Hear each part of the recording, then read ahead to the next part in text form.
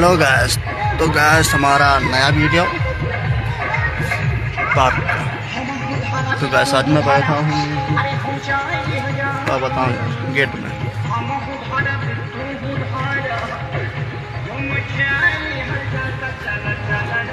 तो गैस देख सकते हैं, इधर का लोकेशन चेक करो।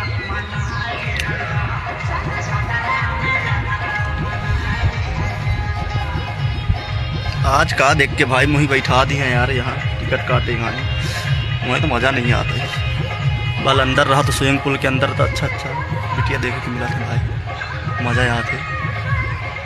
क्या बताऊँ दोस्त, आज यहाँ बैठा दिए, मन नहीं लगा था एकदम।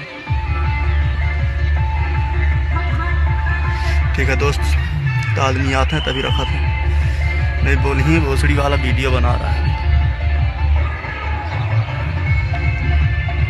Thank you.